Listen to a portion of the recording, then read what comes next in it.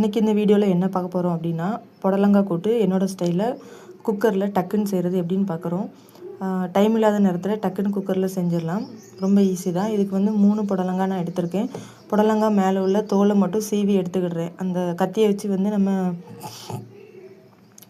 சீவினோன்னா அந்த மேலே உள்ள வெள்ளை பகுதி மட்டும் வந்துடும்.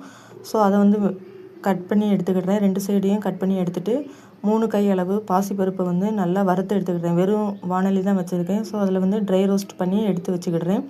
இப்போது தோல் சீவி வச்சுருக்க 3 புடலங்காவும் நம்மளுக்கு எவ்வளோ சைஸில் வேணுமோ அந்த சைஸ் வந்து கட் பண்ணிக்கலாம். நான் குக்கரில் சேர்க்குறதுனால கொஞ்சம் மீடியம் சைஸாகவே கட் பண்ணியிருக்கேன். ஸோ அதை வந்து சின்ன சின்ன துண்டுகளாக நறுக்கி வச்சுக்கலாம். இது வந்து குழந்தைங்களுக்கு இதில் சாதம் மிக்ஸ் பண்ணி கொடுக்கலாம். கொஞ்சம் நெய் ஆட் பண்ணி சேர்த்திங்கன்னா பருப்பு சாதம் மாதிரி ருசியாக இருக்கும்.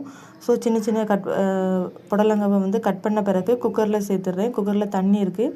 அது கூட வறுத்து வச்ச பாசிப்பருப்பை வந்து கழுவி சேர்த்துருக்கேன். தண்ணி வந்து 1/2 டம்ளர் தான் வச்சுருக்கேன். ஒரு சின்ன டம்ளருக்கு 1/2 டம்ளர் தண்ணி வச்சுருக்கேன். வெட்டி வச்சுருக்கிற புடலங்காவையும் உள்ளே சேர்த்துட்டு கூட வந்து மஞ்சள் தூள் 1 ஸ்பூன் மஞ்சள் தூள் போட்டிருக்கேன் சின்ன ஸ்பூனுக்கு. அதுக்கப்புறமா கொஞ்சம் காயப்பொடி சேர்த்துட்டு குக்கரை வந்து நல்லா மிக்ஸ் பண்ணி விட்டுட்டு குக்கரை வந்து ஒரு விசில் வச்சா போதும், வெந்துடும். ஸோ குக்கரை மூடி வந்து ஒரு விசில் வச்சிடுறேன். விசில் விட்ட பிறகு ஒரு கடாயில் வந்து கொஞ்சமாக எண்ணெய் சேர்த்துக்கிடுறேன். எண்ணெய் சேர்த்த பிறகு எண்ணெய் காஞ்சதும் அதில் வந்து என்ன சேர்த்துக்கிடுறேன் அப்படின்னா கடுகு சேர்த்துக்கிடுறேன்.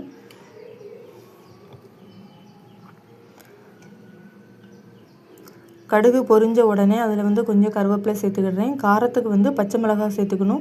நான் இதில் வந்து 3 பச்சை மிளகாவும் கொஞ்சம் ஒரு 4-5 சின்ன வெங்காயமும் போட்டிருக்கேன். காரத்துக்கு வேறு எதுவும் நான் ஆட் பண்ணலை.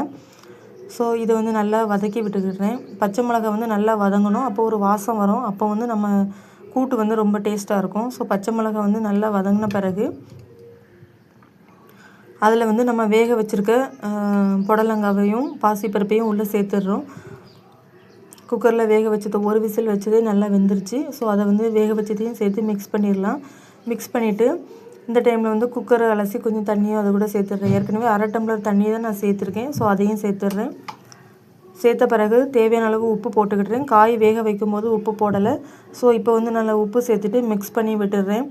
மிக்ஸ் பண்ணி நல்லா விட்ட பிறகு நான் வந்து என்ன பண்ணுறேன் அப்படின்னா உப்பு செக் பண்ணி பார்த்துக்கிடுறேன். உப்பு வந்து எனக்கு கரெக்டாக இருக்குது. ஸோ நான் எக்ஸ்ட்ரா எதுவும் சேர்க்கலை. இந்த டைமில் வந்து ஒரு 2 சில்லு தேங்காய் எடுத்திருக்கேன்.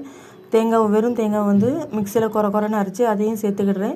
இப்போ நீங்கள் ஒரு 5 நிமிஷம் மிக்ஸ் பண்ணி விட்டால் போதும், உங்களுக்கு வந்து கூட்டு ரெடி ஆயிரும். இது வந்து கார குழம்புக்கு வந்து நல்ல சைடிஷ்.